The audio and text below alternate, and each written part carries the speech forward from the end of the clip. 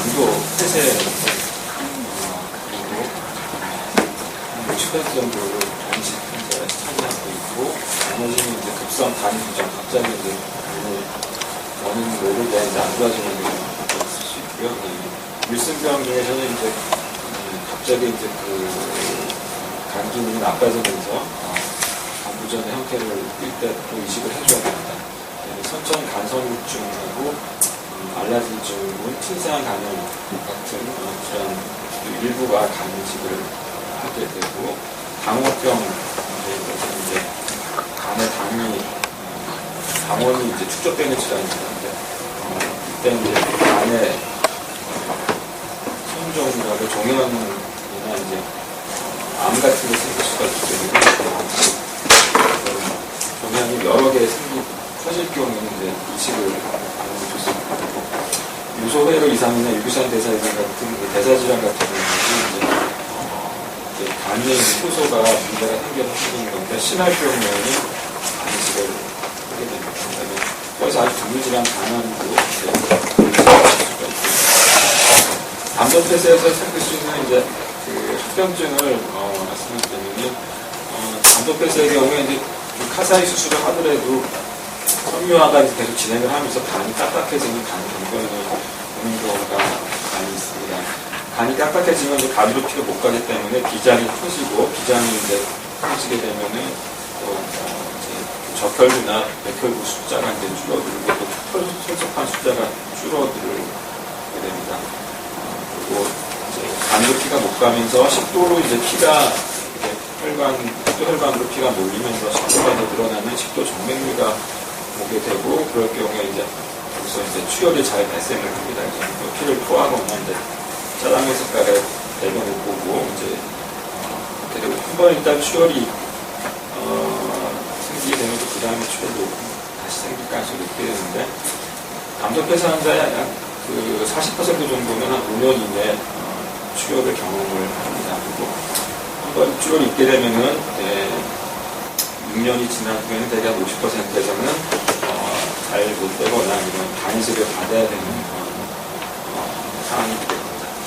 또 이제 담도폐쇄는 수술할 때 이제 간에다가 직접 장을 연결해주는 수술을 받기 때문에 장에 있는 이제 세균이 거꾸로 올라와서 간도염이 잘 발생을 합니다. 그리고 이제 간 경변 때문에 복수가 발생을 하고, 복수가 이제 차게 되면은 복만염이 생길 수가 있습니다. 담도폐쇄는 이제 예후가 어떻게 될까요? 예후를 보게 되면 이제 예후가 좋은 경우는 카사이 수술을 하고 나서 3개월 뒤에 황달이 소실이 될 경우에, 황달이 없을 경우에는 이제 예후가 좋은데 약 40%에서 황달이 없어지는데, 이럴 경우에는 이제 간이식하지 않고도 할 가능성이 높습니다. 그렇지만은 카사이 수술을 하고 나서 수술 2년 이내 한 50% 환자에서 간이식을 갖다가 하게 되기 때문에 이제 담도폐쇄의 경우에 이제 예후가 간 정도에서는 좋지 않은 수가 있습니다. 그럼 이제는 담도폐쇄하는 데서 간이식을 어떨 때 해야 되는지 알아보겠습니다. 간건이 경우에 생겨서 정맥류 출혈이 있는 경우, 간에서 응고하게 만드는 단백질이 부족하게 됩니다. 그래서 이제 응고단위가 되면 이제 출혈이 잘 생길 수가 있는데, 이제 뇌출혈도 올 수가 있고, 다른 단기에서 출혈이 있을 수가 있기 때문에 이럴 경우에도 간이식이 해야지 되고, 이제 앞에서 말씀드렸듯이 황달이 이제 발생을 해서 황달이 계속해서 진행을 하게 되면 간이식을 해야 됩니다.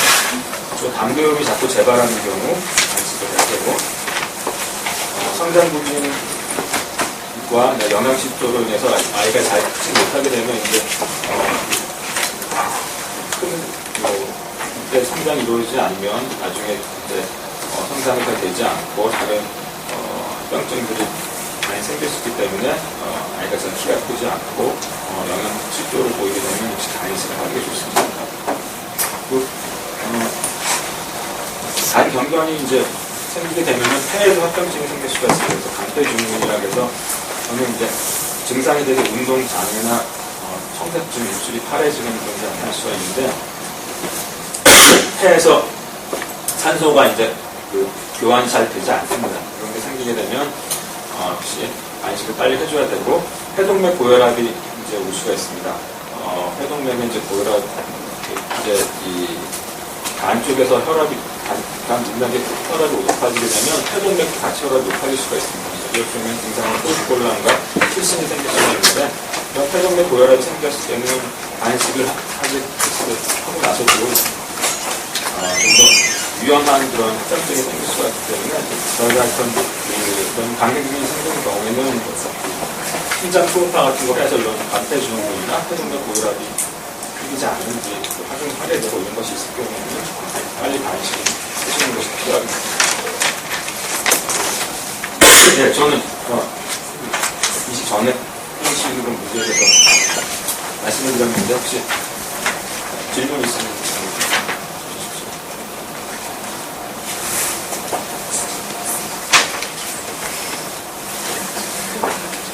지금 우리 손녀가 수술 후인데도 화살 수술 후인데 이렇게 좀 8개월이면 앉기도 하고 그래야 되는데 그걸 전혀 못하거든요. 그게 영양 실종 아닌 것 같은데 왜 성장 부대인지랑 상관이 있나요? 영양, 그러니까 키나 몸무게가 이제 그 정상 유지를 하는 조금 작아요. 제가 사진상으로 보고서 3개월까지 보고 왔거든요. 지금 8개월인데 좀 아무래도 그런 경우에 이제 애들이 키나 몸무게가 잘 안 느는 그런 경우가 많고 그러면 이제 성장이 좀 느릴 수가 있습니다. 2, 3년 계속 못 걷거나 좀 늦을 뿐이 이제 뭐 신경 문제가 없으면 이제 좀 진행이 나름대로 일단 늦게 될 것 같습니다.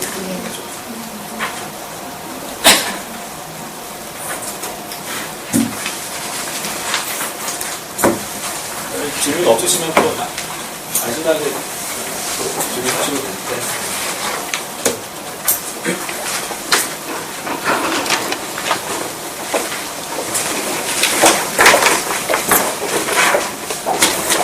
다음 순서로는 저희 소아 간이식에서 중요한 부분인 영양에 대해서 저희 사실 손지영 영양사님께서 발표해 주시겠습니다. 안 오셨죠? 안 오셨어요? 지금 안 오셨는데 아직? 입장하시면 네. 와, 죄송합니다. 부분으로 제가 오기를 하고요. 먼저 저희 그러면 저기 외과 이현진 교수님께서 말씀해 주시도록 하겠습니다.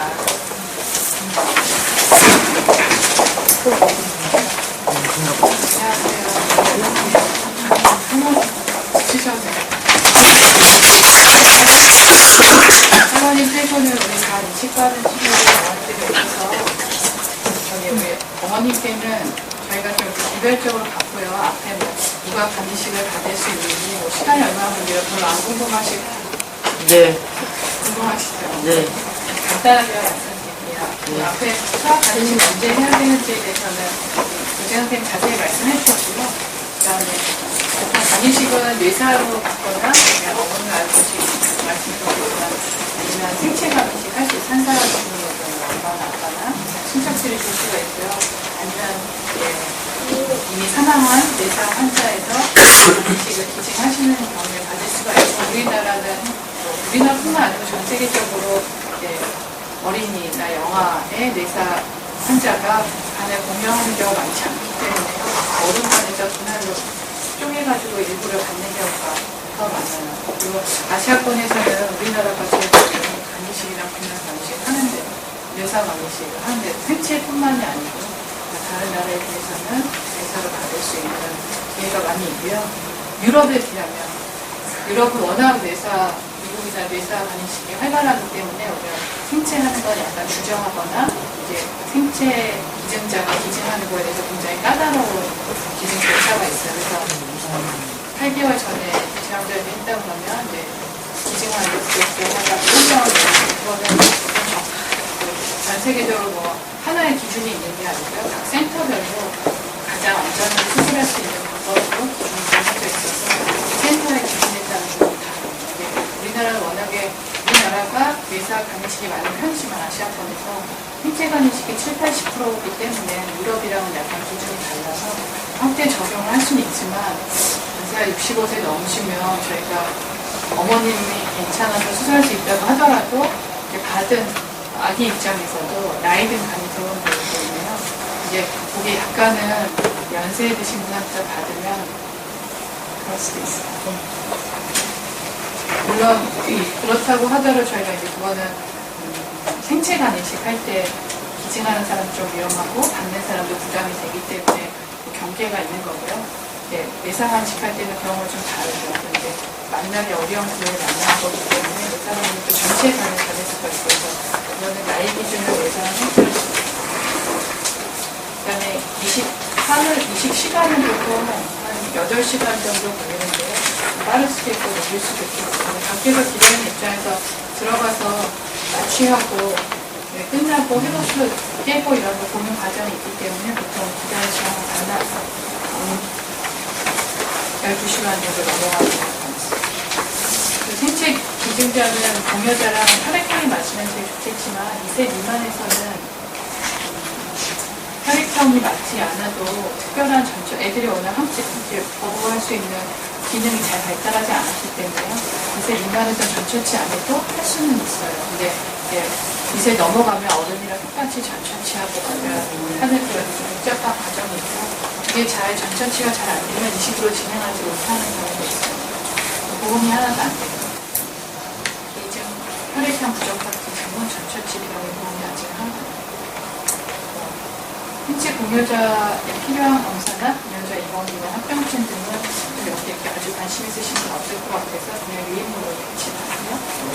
그리고 20후에 초기 회복에 대해서는 보통 2주 정도 지나면 1, 2주 사이에 이제 병실에 올라갈 수 있는지 먹을 수 있는지 간 기능이 자리를 잡은지 대개는 2주 사이에 결정이 되고요. 그 사이에 좋아지고 별 문제 없으면 올라가면 결정이 되고 일반 병실은 중요하시고요. 그리고 퇴원은 이제 보통 한 달 전후인데 우리 병원은 평균 한 4주에서 6주 사이에 퇴원합니다. 더 빠를 수도 있고 조금 늦을 수도 있고 차이가 많아요. 그리고 외래는 첫 한 달 동안은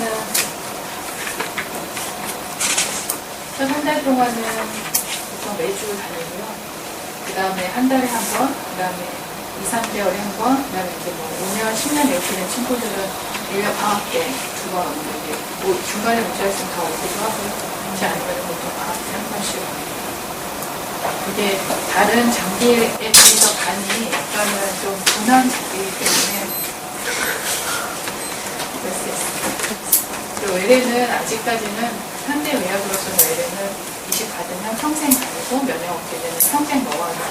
혹시 뭐 5년 이내에 아니면 10년 이내에 좋은 방법이 개발이 돼서 한번 패치를 붙이면 한번 약을 먹으면 한 10년에 한 번씩만 점검하면 된다. 그런 자기 받은 간에서 반영을 일으키죠. 그런 치료가 나오면 좋겠지만 아직까지는 일정한 기간에 약을 잘 먹고 있는지 정신이 괜찮지라고 보는데 그래야 되고요. 이제 학교 다니는 친구들부터 3개월에서 6개월 사이 면역들이 많이 죽어요. 원하면 그 시기에는 수업 일수에 따라서 갑자기 이식을 받았는데 학년 진급하는 문제가 있다고 하면 출퇴근하는 정도로 운동하거나 심한 이렇게 일을 하는 게 아니면 학교는 갈 수 있어요.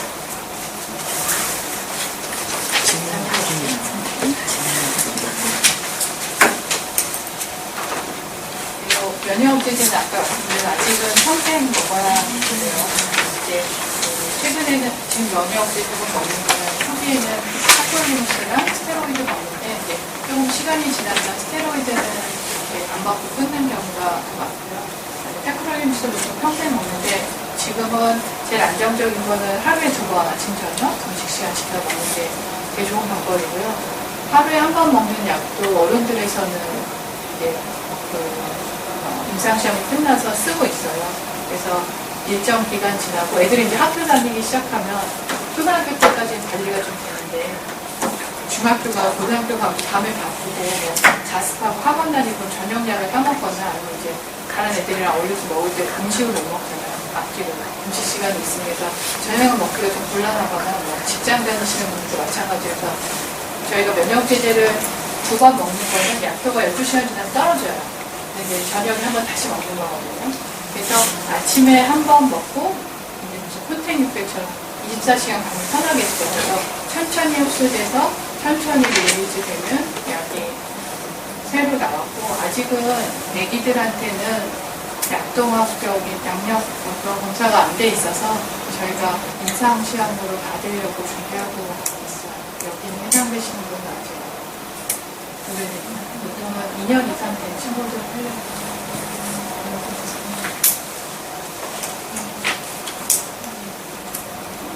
이제 외래를 계속 다녀야 되는 이유 중에 하나가 고무 반응이 딱 되면 얼굴색이 뭐 빨개진다든지 뭐 열꽃이 난다든지 무슨 뭐 애가 많이 처진다는 그런 초기 증상이 있으면 좋을 텐데 간 거부 반응, 심장은 거부 반응이 뭐 소변이 안 나고 이렇게 간은 거부만 봐도 초기 아무 증상이 없어요. 그래서 정기적으로 검진해서 너무 진행된 상태에서 거부 반응을 발견하기 전에 하려고 정기적으로 외래를 다니는 거고 대개는 5년 이상 지나면 거부 반응 빈도가 또 떨어져요. 그래서 이제 그때쯤 되면 6개월에 한 번씩 애기가 컨디션이 괜찮으면 1년에 한 번씩 다니는 걸로 스케줄을 조절할 수도 있겠죠. 그리고 진짜 심하게 거부 반응이 생기는 경우에는 뭐 복수가 생긴다든지 황달이 생기는지 예전처럼 그런 증상이 똑같이 생길 수 있어요. 그리고 외래 올 때 이제 제일 걱정돼 다른 애들처럼 감기도 걸리고 장염도 걸리고 그러는데 열나는 게 제일 문제거든요. 열나면 밤에 애들 급식에 데려갈까 이렇게. 근데 애기가 컨디션 저희가 보기에 엄마가 제일 잘 아면서 보기에 애가 잘 놀고 괜찮다. 그러면은 일단 해열제 먹여서 떨어지는 건 괜찮아요. 국제하려고 할 거 먹고 컨디션 때문에 이제 해열제 먹이는 거는 타이레놀이 부작용이 제일 적고요. 감기식이나 신장식 다 타이레놀 부작용이 적고 먹여서 떨어뜨리고 좀 추스러서 외래나 아니면은 응급실로 오는 거를 추천을 드리고요. 근데 애가 해열제 먹어도 안 떨어지거나 여기 날 때 너무 처진다든지 그런 다른 응급실로 와야겠죠. 다른 감염성 합병증, 바이러스성 감염이나 장염이 아니고 다른 문제가 있을 수 있습니다. 그리고 이식 후에는 아까 어머님 말씀하신 다른 애들처럼 잘 자랄 수 있을까? 그래서 여기 나온 것처럼 보통 이식하고 1, 2년 사이에 1살 이전에 받은 애들이 더 잘 자라요. 그러니까 이제 빨리 만성 질환에서 빨리 벗어나는 기간이 있어야 빨리 자랄 수 있고 대개 1, 2년 사이에 따라잡기를 하는데 이제 그거는 어느 정도 수술 전에 얼마큼 병세가 심했는지 다른 합병 질환이 있는지에 따라 좀 달라질 수 있겠죠. 그리고 이제 이게 키가 보통 쓰면 한 살 때 하사위 받고 간이식 받았다 초등학교 들어가면요 앞에 2-3명 빼고 제일 작은 거 여기서는 발달사항 괜찮습니다 이렇게 병원에 들어오는데 학교 딱 데려가 보면 제일 요즘 애들 포화지고요 특히 서울에서는 그래서 되게 앞에서 두 번째 한두 명 더 작은 애들이 있긴 있어요 진짜 근데 보통 앞에서 안에 요새는 뭐 20명 밖에 안 되니까 앞에 2-3번째 이제 잘 자라서 보통 뭐 큰 애들 뒷줄에 수가 반 이상 넘어가는 애들 전체 4분의 1 정도 되고요. 대부분은 중간 정도라고 이 발달 평가상은 나오는데 학교 데려가 보면서 작은 애들이 있거든요. 작은 애들은 다 어디 사는지 모르겠어요. 아마 학교에 안 나올 가능성이 많으니까 다른 질환이거나 그럴 가능성이 있겠지만 아무튼 보통 50% 사이에 가는데 대개는 학교 가면 안 되잖아요. 큰 다음에 직관을 좀 보면서 그리고 이제 대신에 몸무게는 정상으로 들어가가지고 잘 나와서 그래서 약간 비만이 됩니다. 30%는 비만이 키는 작은데 몸무게 90%고요. 그리고 애들 생활 패턴은 특별히 바꿀 거 없는데 면역업체제 먹는 게 약간 구역이죠. 특히 애들이 이제 초등학교 올라가면 이제 먹는 거가 컨트롤 잘 안 되기 때문에요. 면역업체제 복용하는 거가 일단 생활 패턴의 변화고요. 이제 사춘기 되면 이거 애들 앞에서 약 먹는 것도 싫어해요. 무슨 그 전에 그냥 잘 모르고 잘 지내다가 배를 보여주지 않으려는 것을 평가했어요. 잘 지내다가 이제 약 먹으면 애들이 신기해하거나 아니면은 간이식 했다고 얘기하면 잘 모르는 경우에는 그게 오히려 이제 선생님이 애들한테 뭐 누구는 간이식해서 여러분이 뭐 잘 이렇게 해줘야 돼 좋은 의미로 얘기했는데 엄마들이 집에서 엄마 누구는 간이식했대 이렇게 얘기 들으면 괜히 겁나잖아요. 우리 애가 뭐 잘못해서 해를 미칠까봐 겁나기 때문에 이렇게 뭐 이렇게 좀 조심하라든지 뭐 너무 가깝게 지내지 말라든지 좋은 의미로 하는 거죠. 이렇게 해를 입힐까봐. 근데 사실은 그런 거는 별로 문제가 되지 않는데 이제 애들이 그런 문제가 있어서 처음에 뭐 마스크를 하고 학교에 간다든지 그런 거 싫어할 수도 있어요. 그래서 약을 잘 안 먹어요. 전염약을 놓치는 경우 그런 문제가 돼서요. 청소년기에 그런 문제로 감기, 거부반, 만성 거부 반응이 천천히 진행돼서 잘 몰랐는데 청소년기 됐을 때 간이 나빠지는 확률이 꽤 높아져요. 그 중에 한 무리가 그 약물에 대한 수능도가 떨어져서 그래서 이제 그런 24시간에 한 번씩 복용하는 약들도 나오거든요. 그러니까 그거는 그 이제 다니는 학교의 분위기 따라서 담임 선생님이나 이제 뭐 양호의사나 잘 얘기를 해서 당내 분위기나 뭐 굳이 얘기할 필요가 없으면은 뭐 얘기 안 하는 거 담임 선생님과 얘기하고 그게 약간은 역효과를 낼 때가 있더라고요. 오래된 애들은 별로 상관없죠. 별로 이렇게 뭐라지 따로 정리하거나 그런 체육을 못하거나 이런 문제가 없는데 초기에 갔을 때는 약간은 그런 공부 잘하면 근데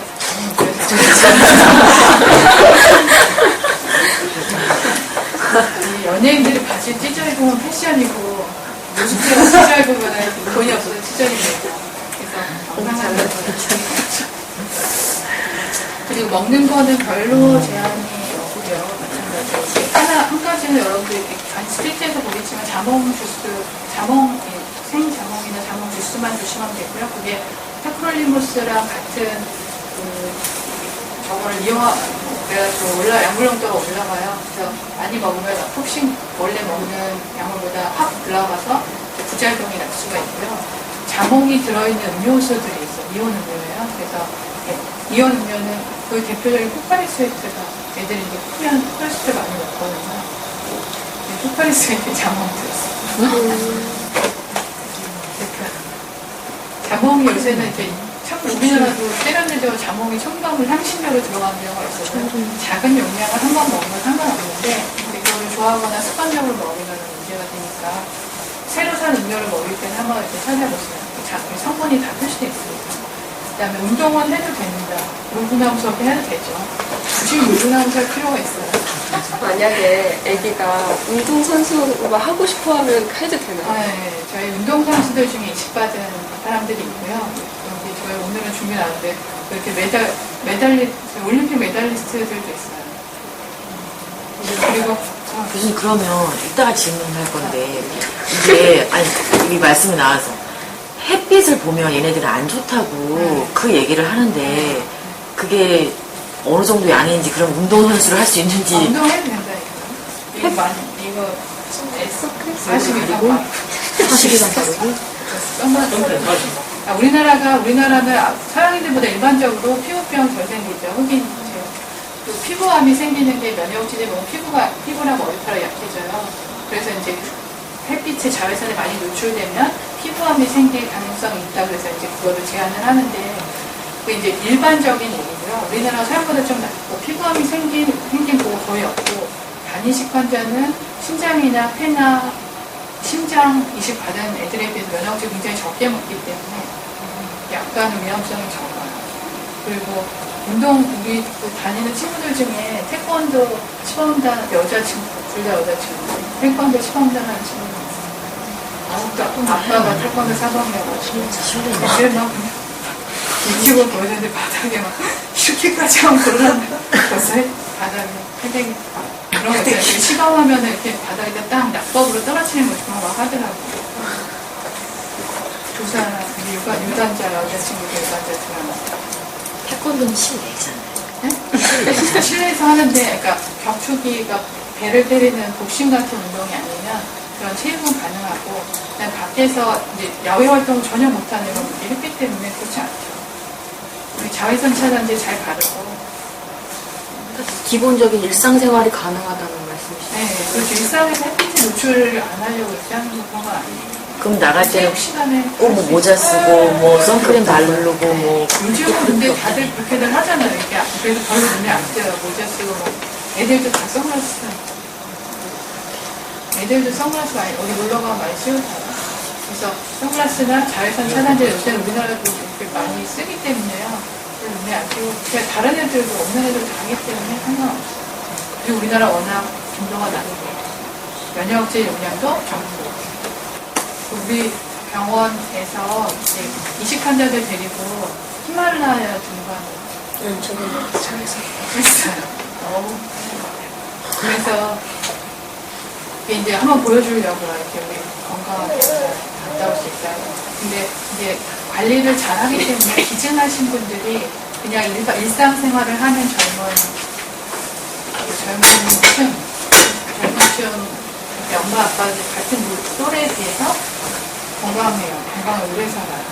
왜냐하면 나쁜 짓 안 하거든요. 뭐 술을 너무 먹는다든지 담배를 피운다든지 감기 그런 게 없기 때문에 안이식은 아직 그런 데이터가 없는데 신장 생체 기증한 사람들이 또래 같은 연령대에 비슷한 집단에 비해서 건강하게 오래 살아요. 그리고 이게 정신적인 보상을 받기 때문에요. 내가 좋은 일을 했고 평생 살면서 뭐 어디 철도에 떨어진 사람 한 번 더 뭐 신문에 나잖아요. 한 사람 생명을 구한다는 게 보통 일이 아니거든요. 그래서 정신적 보상이 있고 받은 사람이 잘 됐던 잘 되지 않았던지 간에 정신적인 건강 수준이 높고요. 몸도 하나 디펙트가 있는데도 관리를 잘하기 때문에 원래 건강한 사람인데 관리를 잘하기 때문에 오래 산다는 보고가 정식으로 있어요. 그리고 집에서 애완동물은 키워야 되는, 꼭 키워야 되면 키워야겠죠. 근데 애완을 잘하시면. 애기가 자라면 이제 어른들 같으면은 하고 한 20년부터 20세 되니까 한 20년 살면 평균 연령대로 살았다 이렇게 생각을 하는데 애들은 한 살 때 받으면 80년을 살아야 돼요. 평균으로. 그래서 20년째 지금 이제 우리 그 전체 데이터로 나온 게 25년, 30년 요새 나오고 있는데 왜냐하면은 63년도에 첫 간이식을 전 세계적으로 했고 우리나라 88년도에 처음 했어요. 그때 받은 친구 지금 아줌마가 지금 살아계시고 저희 서울대학교 병원에서 했죠. 그리고 20년이 지났을 때 갱장 수술하면 20년 정도는 이제 다른 합병증으로 잘못된 가능성이 있고요. 주로 초기 1년에서 2년 사이에 합병증이 많고 그 다음에는 이렇게 비슷하게 떨어져요. 그 다음에 생기는 건 성인병 합병증 신현균이 나쁘든지 당뇨가 생기든지 뭐 똑같아요. 다른 성인들과 같이 성인 뭐 5대 암이 생긴다든지 그런 거에 대한 관리가 중요합니다. 처음에 이식받은 간이 잘 자랍니다. 그래서 처음에 작은 간을 받고 보통 저희 집어넣을 때 손바닥 만한 거 집어넣는데 애기 크는 거에 따라서 간도 많이 자라요. 그리고 오늘 이제 계속 자라는 거 알지만 성장이 멈추면 같이 멈추죠. 그 다음에 청소년이 되면 아까 얘기했던 질풍 노도에 시달리게 되기 때문에 그때 잘 관리를 하는 평소에 엄마가 사이좋게 지내고 너무 공부하라고 해서 안 돼요. 결혼해서 아이를 낳을 수 있는지에 대해서는 이미 결혼해서 아이를 낳아서 잘 키우는 거에 대한 보고가 많이 있고요. 남자애들은 사실은 별로 크게 상관은 없고 여자애들은 이제 자기가 아이를 가져서 배 안에서 키워야 되고 출산을 해야 되니까 이제 고위험 산모로 분류가 돼서요 관리를 받고 확률상은 이제 고위험 산모에서 겪는 거 고혈압이 생긴다든지 부종이 생긴다든지 출산할 때 저체중아를 얻는다든지 그런 확률은 높지만 그래서 관리를 받아서 이제 이식받은 병원에 있는 전문 산부인과 의사한테 관리를 받고 면역제 조절하면서 아이를 낳고 키울 수가 있습니다. 그런 거 많이 있습니다.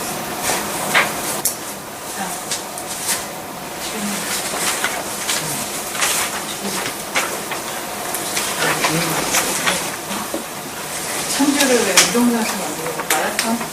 아니 이제 그런 얘기를 하시더라고요. 햇빛을 보면 피부암 걸릴 확률이 높아서 아니, 그 확률이 정상인 대비 올라가는 거지만 그 인시던스 자체가 워낙 낮기 때문에. 그래서 얘네들은 해야 되나 그건 괜찮아. 그 애기들은요, 어린이집이나 유치원 같은 데는 갈수 갈 수 있어요. 그 똑같아요. 학교 가는 건 똑같고 거기서 걔가 무슨 뭐 과격한 활동을 하거나 트레이닝 받는 게 아니잖아요. 갈 수 있는 어린이집에 애들이 많으면 많고 감기가 항상 걸려있죠. 애들이 그 면역 예방접종하고 많이 다니는 나이대가 있잖아요. 그래서 보통은 3세 이전에는 보통 애들도 집에서 누가 가줄 사람 있으면 안 보내는 게 아이의 정서로 빨리 갈수록 애가 3세가 만 3세예요? 완상. 그게 돈. 우리가 없었고 5세부터는 보내는 건 상관없어요. 그때 이제 애들이 대부분 생백신 예방 다 끝나고. 근데 이제 감기 걸리거나 뭐 이가 돌거나 뭐 어린이집 건강할 때 잠깐 일이 생기니까 그것만 잘 피하시는 거예요. 미리 보육교사한테 얘기해서 그런 문제가 있을 때는 알려주면 안 보는 거죠. 근데 집에서 누가 아기를 봐줄 사람이 있으면 유치원에 어린이집에 보낸다고 해서 애가 더 배우는 건 아니에요. 만약에 엄마들이 다 옛날에 선생님이 가르친다고 공부를 가르치지만 배우는 거는 배우기도 하고 못 배우기도 하죠. 개별로. 외출은 언제부터 자유롭게? 지금도 자유롭게 하세요. 저 안 하는데요. 안 하고 있어요. 네. 보통 1, 2개월 사이에는 조금 조심하는 게 좋고요. 그냥 뭐 사람 너무 많은데 뭐 놀이터 이런 데 가는 게 아니면 외출은 해도 병원에도 없어요. 그러면은 마스크 쓰고. 네, 맞습니다. 그러면 아기는 언제 마스크를 안 쓰고 외출을 가요? 저희가 보통 스테로이드 끊을 때쯤 되면 피디요? 보통 스테로이드 말씀하시는 6개월에서 12개월 사이에 끊어요. 좀 빠르기도 하고. 선생님, 면역제제 먹어도 거부감이 생길 수 있는 거예요. 네, 그러면 알 수 있는 게 뭐예요? 피검사밖에 없어요. 그럼 제일 안정적으로 오려면 거부 반응이 있는지 없는지 아니면 외래를 자주 오는 게 더 좋겠네요. 그렇죠. 매일 다니면 잘 아니 매일 그러니까 그게 이제 왜냐하면은 초기에는 거부반응은 이제 몸에 적응 자기 몸에서 자리를 잡거든요. 받아들여요. 이게 계속 떨어내려고 하는데 잘 안 되니까 몸에서 이제 받아들이는 시기가 있어요. 그게 보통 1년 이내에 대부분 자리를 잡긴 때문에 1년 후에 잘 안 생겨요. 거부반응이라는 자체가. 근데 이제 확률상 저희가 그래서 그 이후에는 뭐 2, 3개월로 늘리고 또 5년 지나고 6개월로 늘리고 그러니까 확률상 적게 생기니까. 이제 그렇게 자주 오면 좋은 이유가 또 이제 원해서 자주 오시는 분들도 있는데 애들 학교 다니니까 제일 어려운데 피검사를 하면 거부반응을 알 수 꼭 여기 안 오더라도 뭐 가까운 데서 모니터링 하겠다. 개인병원, 동네 소아과에서 가까워서 감기 검사 몇 단 해야겠다. 불안하고 6개월에 오는 거 불안하다. 저희도 사실 계속 2, 3개월에 한 번 오면 좋겠죠. 근데 애들이 중간에 학교를 한 번 빼먹고 와야 돼요. 그런 것 때문에 6개월 하기 때문에 보통은 가까운 데 가서 한 번 중간에 점검하는 거라고 있어요. 한 달에 한 번 정도 오는 거는 안전한 거예요.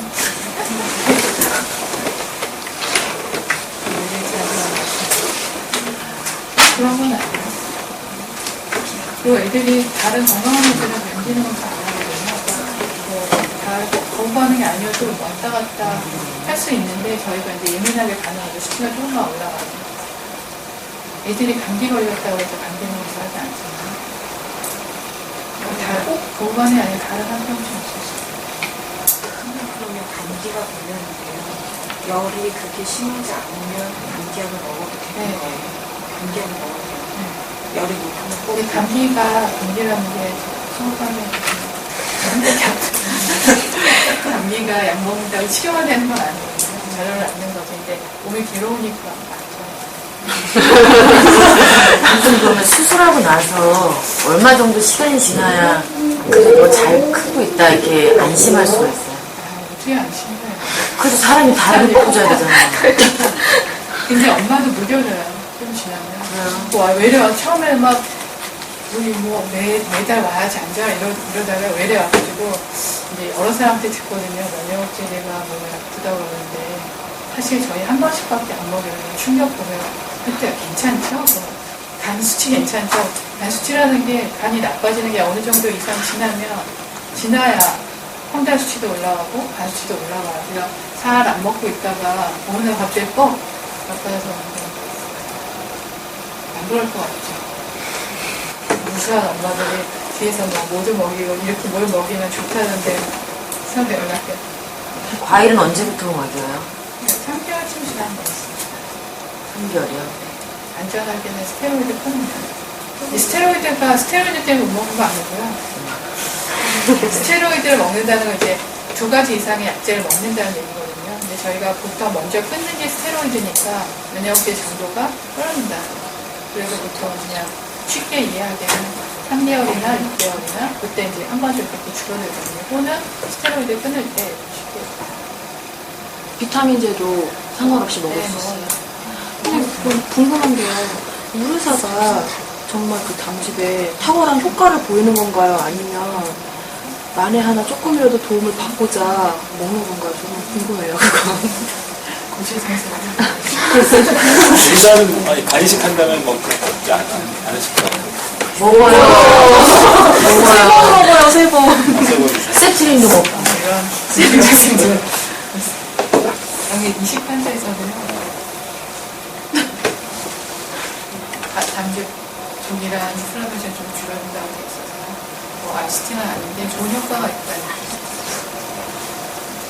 그러니까 저도 이후에는 잘 그걸 정확히 모르고 근데 뭐 원래 그 담도폐사나 이런 그 담즙이 잘 정체되거나 그런 게 있을 때 그 우산은 그 독성이 없는 건 담즙을 만들어내기 때문에 그 효과가 당연히 있는 거고. 아, 효과가 있는 거예요. 있는 거라서 근데 그거를 3번씩 나눠 먹잖아요.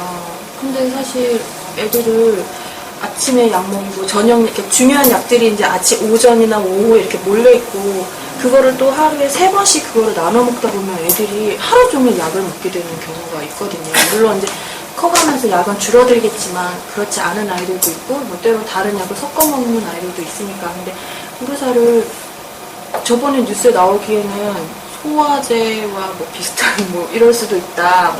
어느 정도의 하루의 권장량을 채우지 않은 양은 소화제나 거의 비슷한 효과를 보인다라고 하는데 그런 용도로 먹는 건지 아니면 정말 담즙이 잘 나오고 잘 이렇게 원활하게 나오고 뻥뻥 나오게 하기 위해서요. 효과가 정말 있는 거예요. 가끔씩 점심에 오르사를 빼먹게 되는 경우가 있어요. 왜냐면 병원에 오고 우산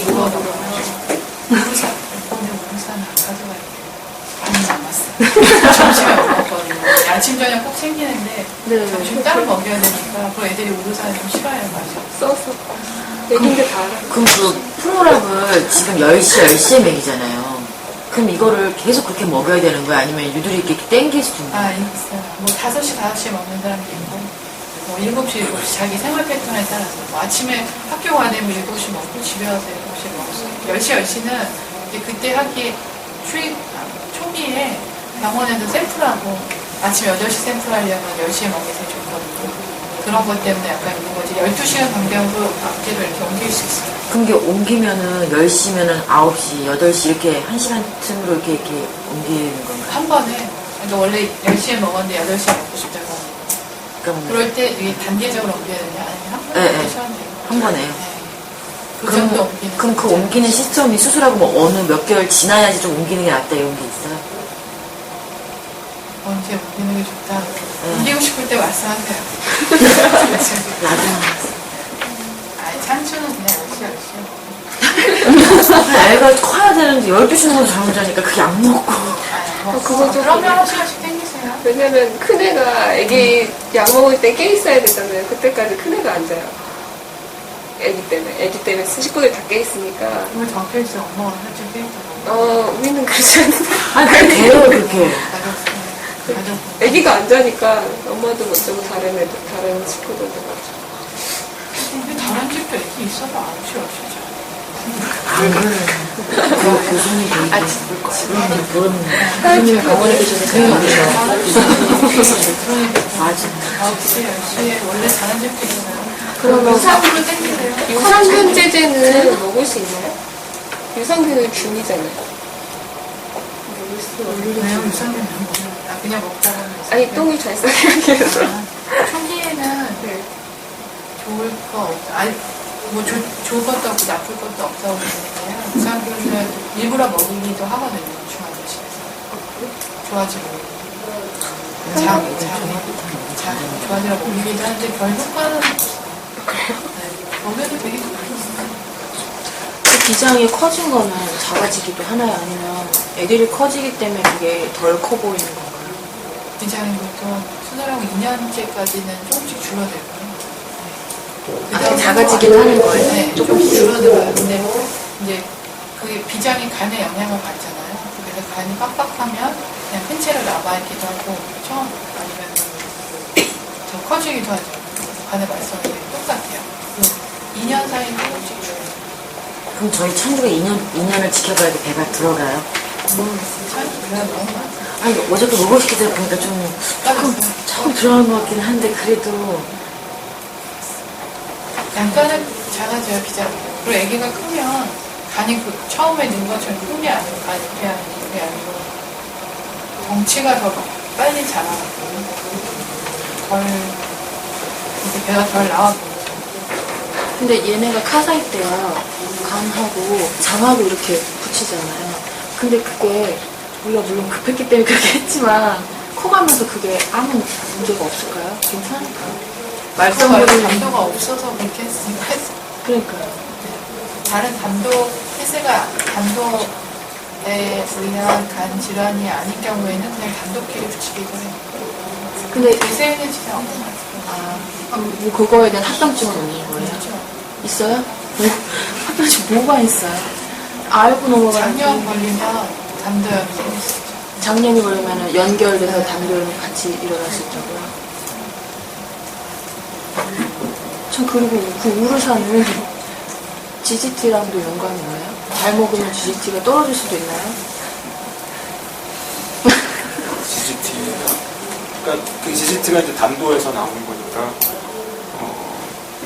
그러니까 일반적으로 하여튼 그 우르사 같은 거 먹을 때 GGT를 떨어뜨릴 수 있는 효과가 있죠.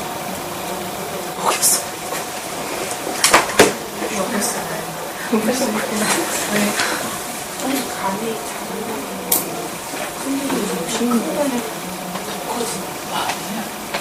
간이요? 이게 덩치가 커지는 게 아니고요. 간 넣고 나면 이거 죽거든요. 덩치는 똑같아요. 간이 죽었다가 다시 살아나거든요. 그렇게 커지는 거예요. 깨진 간이 살아나요. 그리고 막 자라잖아요. 저희 영양사 선생님 왔는데 29회 의식 정도 있어서 시간이 지나서 간이 많이 잡히는 거. 그래서 요즘 아니면 저희 대부분 29 건강이 많이 되지만 24호로 나타나는 말씀을 힘들게 드리고 나가요.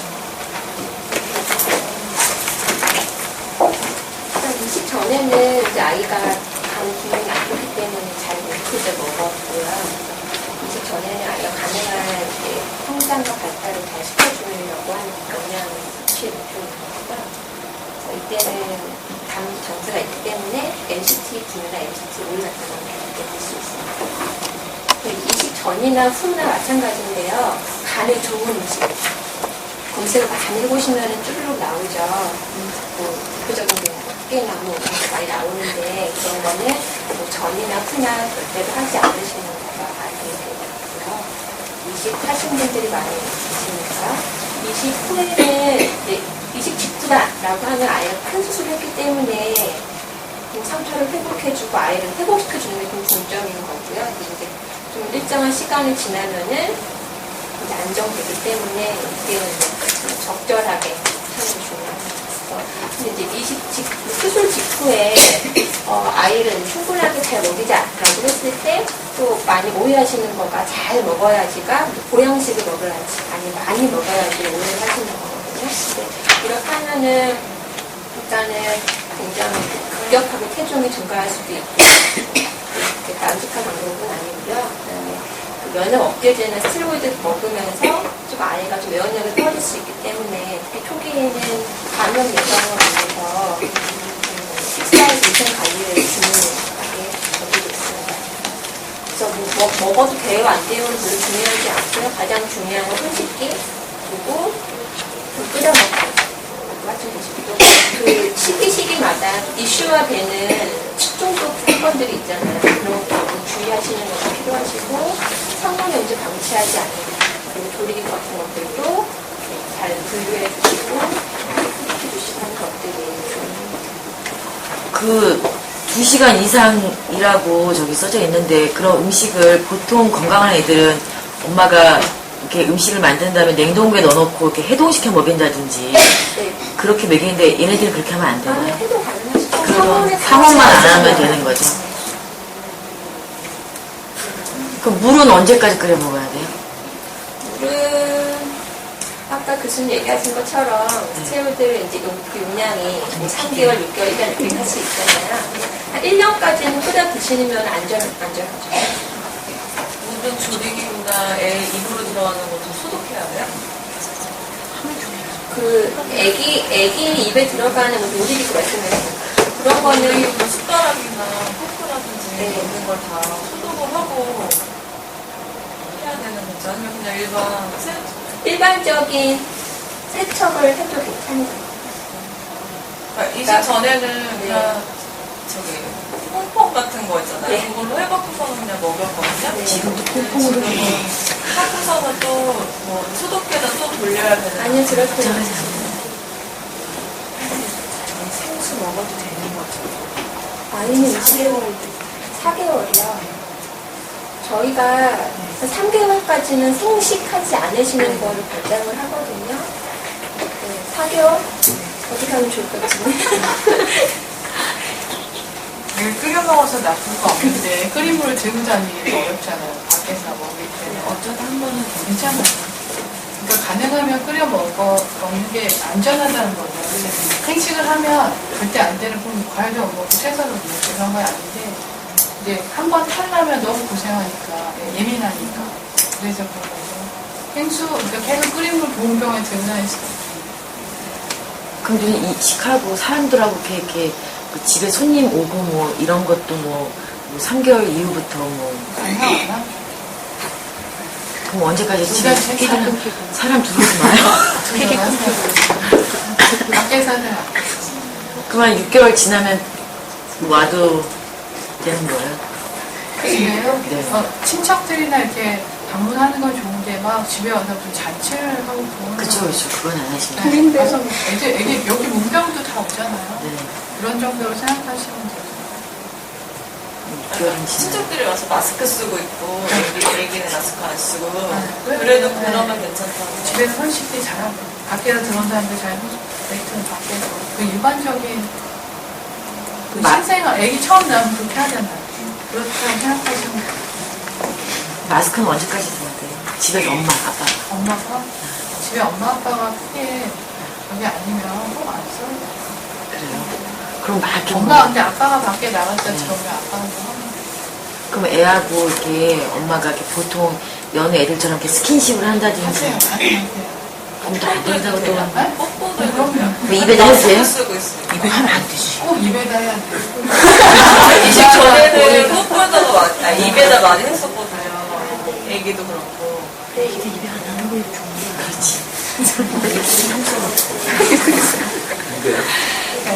아니 뭐 이렇게 많이 치면 되는 건 아니지만 그 살짝 이렇게 되는데 이제 마스크 쓰고 있으니까 그런 스킨십을 좋아하니까 애가 애도 뽀뽀하면 입에다가 하려고 나 입에 있냐고 치범이요. 이건 찌개를 보고 치매기요.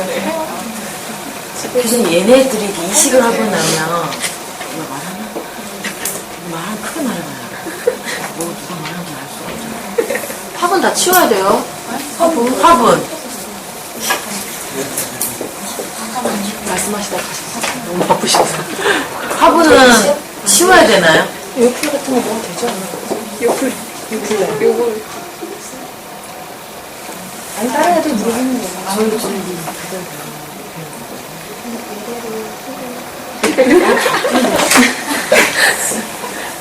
애들이 이렇게 이식하고 나면 치아가 약해진다고 그러는데, 되게 노력하게 뭐, 선생님은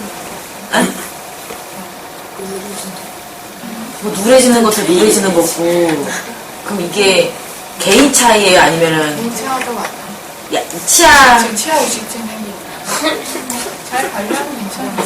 그러면 이렇게 뭐, 이거 다 애들 이거 다 닦아주고 하시면 돼요. 그럼 교수님 애기들이 지금 이제 불소가 있고 불소 아닌 것도 있고 또 이렇게 치약 이렇게 여러 가지가 있잖아요. 그러면은 그냥 이렇게 물로만 이렇게 칫솔에 이렇게 해요? 아니면 이렇게 치약 짜서 이렇게 얘네들 해도 돼요? 원래 그 애들 보통 애들 나이대에 맞는 치약 나오잖아요. 네. 짜는 것도 나오고 네네. 그냥 먹어도 되는 것도 있고 그냥 똑같이 하면 돼요. 그렇게 이렇게 네, 상관없어요. 이가 관리 안 해서 매우 출치가 생기는 게 문제지 이가 막 부서지지 않아? 스테로이드 오래 쓰면 그럴 수 있죠. 근데 그런 게 아니고 총기는 관계 없어요. 그냥 잘 충치 안 생기게 잘 관리하면 뭐 학원은 키워도 되는 거예요? 불문하고 있어야죠. 안전벨트 하고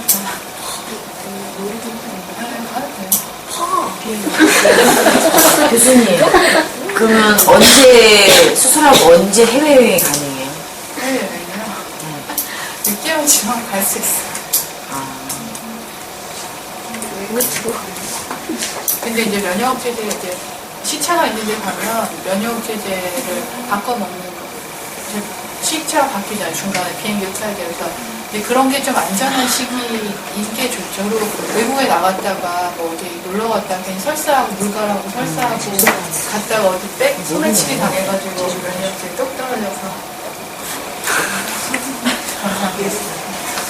교수님 두 개를 가지고 면역 억제제를 먹고 거부 반응이 나타나서 여러 가지 뭐 그런 게 있잖아요. 치료를 받아야 되는. 그럼 그게 저 예전에 응급실에 왔을 때 팔로 선생님인지 그 선생님께서 1년 전에 그런 게 나타나면 오히려 예후가 좋고 치료를 하면 1년 이후에 그런 게 나타나면 골치 아프다 이렇게 모르셔도 말씀. 돼요. 아니 그래도 개별에 따라서 다 달라요. 그럼 그 치료가 그렇게 거부가 나타나면 완치가 다 되는 거예요? 네? 뭐 아니면 안 되죠. 저희 그만 사업을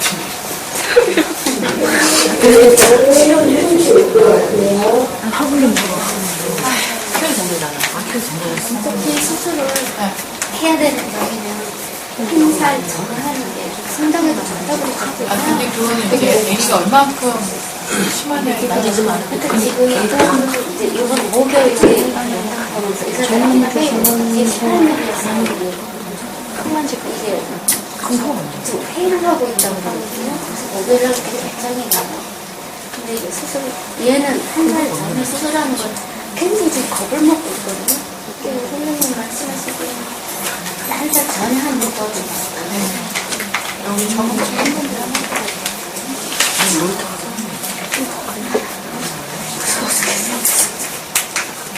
근데 엄마들 보니까 우리가 달려서 너무 불쌍해요.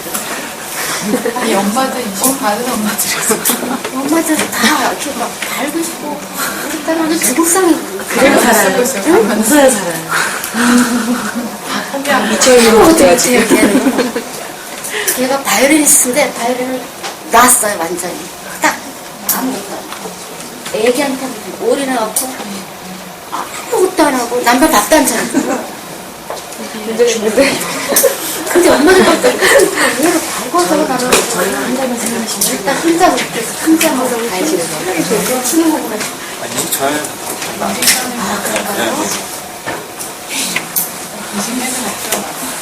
그럼 교수님 강아지 이렇게 강아지를 집에서 키웠던 사람이 저희 집에 와서 우리 애 찬주를 이렇게 안거나 옷 갈아입고 만지는데요. 그러면 안 되는 거죠. 그 소독하는 거 있잖아요. 나중에 우리 뭐 공기 소독한다고 막 뿌리고 그러잖아요. 엄마들 많이. 근데 그게 아이가 없는 데서 이렇게 막 뿌리는데 보통은 병원에서도 보면 아이가 있는데도 막 위에서 막 이렇게 뿌리거든요. 근데 그게 괜찮은 거예요. 그래야지 더 나은 건가요? 아니면 아이가 없을 때 없는 곳을 이렇게 막 소독을 해야 되나요? 제가 막 듣는 풍문으로는 누가 들어오면 거기다 그 사람한테 막 뿌리고 정말로 그 정도로 그 외부 사람에 들어오는 그런 먼지나 오염도 이런 것, 세균 이런 것 때문에 들어오는 사람한테 막 뿌려서 큰애가 있으면 큰애가 하굣길에 뭐 뿌리고 집에 들어오고 이런다는 얘기를 좀 들었거든요. 근데 그게 우리 아이한테 괜찮은 건지, 그러니까 우리 아이한테도 뿌리게 되잖아요. 그러다 보면 병원에 여기 무슨 소리죠? 알코올 같은 거? 알코올 같은 거 너무 많아요. 이게 기원지 알려줬으니까. 보면 가습기용 괜찮죠. 일반적인 주의사항은 중앙의 건강한 가습기에 나오는 아니, 아빠들 같은 경우는 사회생활하면서 담배도 피우고, 자기는 안 피우고 주위 사람들은 피우고 하잖아요. 그러면 그런 거를 와서 암을 씻는다고 해도 바로 샤워할 수 없는 상황에 양치질이나 소음이나 이렇게만 하잖아요. 그럼 애한테 그게 영향이 있어요? 지금 얘 아빠는 다시 피우긴 하고 있는데 아무튼 내가 바로 근데 그런 것 때문에 또 그래서 다른 기준제가 다 오래 산다는 거예요. 끊는다고는 하지만 이 아빠가 담배를 피거나 다른 사람이 접촉하고 들어와서 바로 만지지 못하게 해야 돼. 그거는 뭐 우리 애기 처음 다 태어나면 면역력이 떨어져 있기 때문에 3, 7일도 지키고 그냥 들어올 때 꼭 손 씻고 애기 만지라 옷도 갈아입히고 그러면 그건 똑같아요. 근데 그렇다고 그렇게 하겠지만 안 피겠지만 혹시나 그렇게 왔는데 뭐 그런 거 바이러스라든지 그런 수도 있죠. 그런 게 있어요. 우리 밖에서 걸려가지고 들어오면 집안에서 그 담배 자체로 인해서 아까 손발 뭐 친이랑 소독하고 너무 많이 그게 막 그런 것까지는 없을 것 같아요. 미친 짓. 그냥 막 뿌리라고 그래갖고 여기 병동 돌아다니다 보면은 장난 아니에요. 근데 그게 정말 도움이 된다면 또 모르겠는데 그러면 어른들처럼 애기도 손소독제 이렇게 해가지고. 애들 요새 유치원 가면 2살 때부터 해요. 병원에 있는 사람처럼 깨끗이 씻어요. 손소독제, 물 없으면 손소독제라고. 물로 씻는 게 제일 좋아요. 소독제는 약간 알러지인데.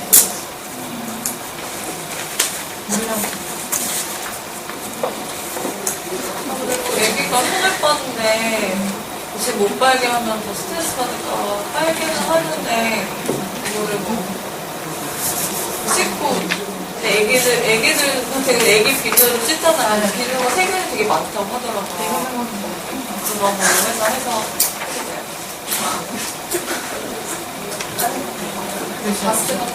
그럼 담도 폐쇄증으로 카사이 수술 받고 후에 지금 이식한 거잖아요. 그러면은 얘네들은 그러면 담도 폐쇄랑 이제 안양인가요? 고교사님. 네. 담도세수는 뭐 그럼 이제 뭐 담즙 콸콸 나오고 이런 걱정 안 해도 되는 거예요? 네, 그거는 이제 어렸을 때 생기는 병입니다. 깐깐하기 때문에. 그러면 그 다른 담도들이 또 있잖아요. 그거는 어떻게 되는 거예요? 그거는 그거랑 담도 폐쇄랑은 아무 상관없는 거예요. 그거는 항상 폐쇄라고 부르지도 않는 건가요? 한국 폐쇄라고 부르죠. 이거는 2차적으로. 거의 조바지입니다. 조바지. 담배 폐쇄라는 건 진짜 아예 없는 거 같아요. 조바지입니다. 저희 이식하신 분이 많으셔서 질문이 적을 것 같긴 한데 혹시 몰라서 의료사회복지팀 선생님들 여쭤봐서 그쪽 관련한 질문 있으시면 애기 태어나고 나서도요, 병원비가 꽤 들잖아요. 그런 거는 뭐 받을 수가 있나요? 혹시? 경제적으로 어려우시면 후원 신청하실 수 있어요. 후원 받으시려면 주치의 선생님한테 사회복지팀으로 의뢰해달라고 얘기하시면 외래베이스로도 네, 외래에서 예. 근데 그 사보험 있는 경우는 거의 후원 받기 어려울 수 있어요. 네, 없으시면 상담 받아보시면 도움이 되시죠. 외과 주치의 선생님 너무 바쁘셔서 외과 주치의 선생님 너무 바쁘셔서요. 뭐 이렇게 의뢰를 하면 의뢰가 안 돼요. 연결이 안 돼서 태어나고 말아요, 결국은. 만나보지도 외과를 많이 못하고. 지원하더라고, 사회적으로. 진짜 너무 없어. 외과 너무 힘들어. 상체가 복부가 살찌는 건 이제 윗몸이 아직 안 돼요. 아직 안 돼요. 아니, 매번 먹어야지. 윗몸 일으키기에는 아직 안 돼요. 뛰는 건 네, 이렇게 복근에다 힘을 주는 건 아직 위험해요. 4개월. 근데 애들이 그 20하고 나서 바이러스나 뭐 세균 이런 거 조심하라고 하잖아요. 근데 그런 게 지저분해서 애들이 걸리는 거예요. 그런 경우는 결국 없어요. 그건 아니에요. 자기 몸에 있는 경우는. 그러면은 마스크 쓰고 자면 아, 근데, 그런 거, 아니 그러니까 대부분 그런 거에 많이 아니, 그러니까 이제 외부에서 들어갔을 때 몸이 약하니까 외부에서 들어오는 건 또 들어오면 고생하니까. 근데 그렇게 하는 경우는 많지는 않고요. 이사하거나 아니면 공사하는 건물에 있거나 그런 경우에는 외부로 들어와서 감염돼서 심각한 진균 감염증이 생겨요. 이사요? 네. 이사하지 말라고요? 네. 하려면 올해 그 이제 한번 떨어져가지고 곰팡이균이 막 떨어지거든요. 그게 제일 문제. 차라리 그냥 깨끗하게 닦고 막 안 하는 게 낫지. 보통 하는 것처럼 해야지 괜히 막 너무 하면 들썩거리지 말아요. 날라다녀요. 곰팡이. 새집으로 가는 것도 안 좋아요. 새집 증후군이랑은 좀 다르죠. 알러지가. 좀 깨끗이 해. 샤워 깨끗이 하고 공사하고 며칠 한 달 있다가. 정도 지나면 그런 건 괜찮죠. 괜찮죠. 그때